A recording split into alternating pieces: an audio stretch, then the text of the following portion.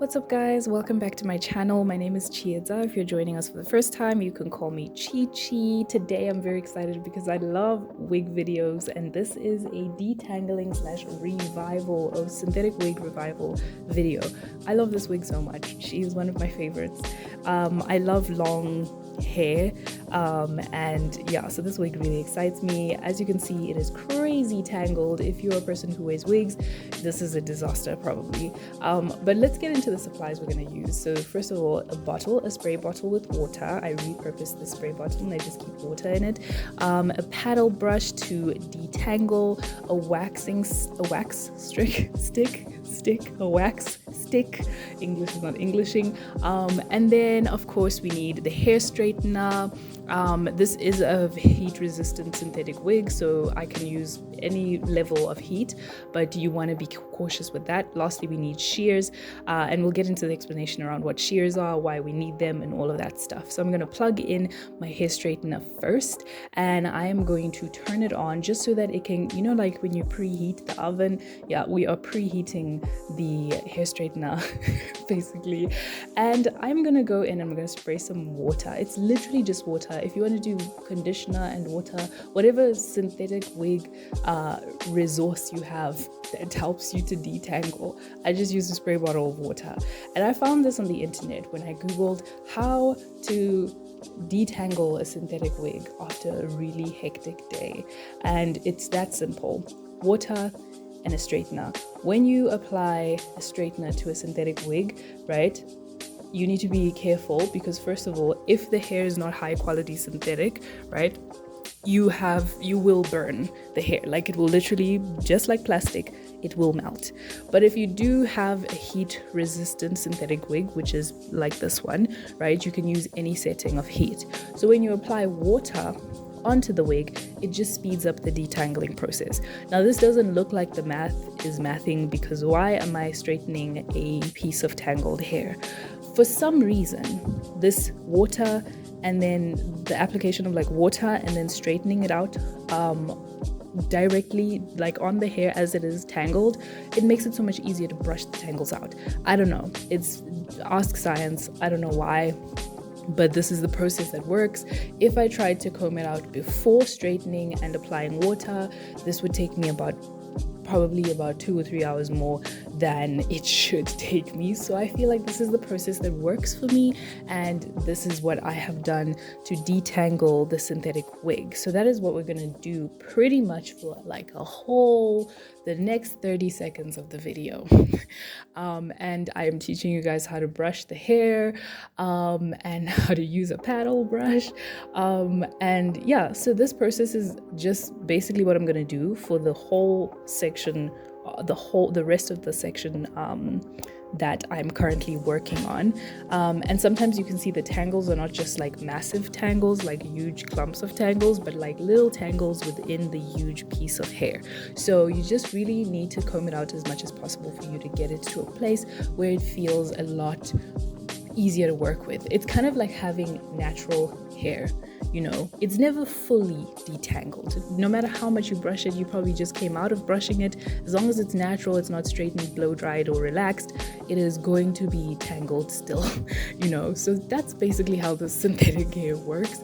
And yeah, so I'm going to do that for the rest of the head. And what we're doing, right, is we're just prepping the hair for the process of reviving the wig. So this is really just the detangling section of the video. As you can see now, it is in much better condition. Look at the before and after, like that's crazy. So we're going to do that for the rest of the head. Applying, again, the process is, first step, you spray water if you need to. I sprayed all over my head, so it's kind of like a bit damp, but basically first step is you spray water, next step is you apply heat, and then you start to comb it out, and then you sort of just go between, you know, if you need to straighten again, if you need to apply more water, whatever feels like it works the best. So as you can see now, we've got one side that is straightened out and it looks very different from the other side, but it does look super bulky and super thick, and that's what we're going to tackle in the revival section of this video. But you can see the before and after. You can see how kind of like it's a lot more flat. The tangled side looks like it's got like kind of like, I don't know, waves, but no, it's very obviously tangled, and that needs to be figured out. So I'm just going to tie the one side, and then I'm going to start working on the other side, and we're going to do the exact same process again. First step, applying water, spraying water onto the hair. Second step, using heat, and then third step, straightening it out with detangling it with a paddle brush. Again, like I said, depending on the quality of hair, if it's a synthetic wig, you want to apply the right setting of heat, otherwise the wig will melt. This one is heat resistant, so I could use on the highest setting. Some wigs you would want to just start off and just use mainly the first or second setting. So this is the wig in its detangled state. Again, like natural African hair, synthetic wigs like this do not ever fully detangle. This thing is still tangled, but it's just better now. So, and this is where you see that it's, the back is very much combed out according to the way that I worked on it. So but I can put my fingers through it without too much resistance. And that's basically the amount of hair that came out. Because this wig is so amazing, it doesn't actually have a lot of fallout. This is the amount of hair that came out on the one side. I forgot to show you the first side, but not much fallout from this wig, and that's why I love it so much.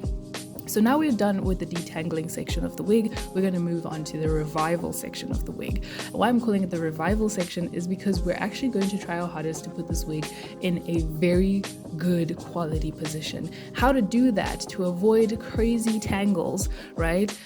We use shears.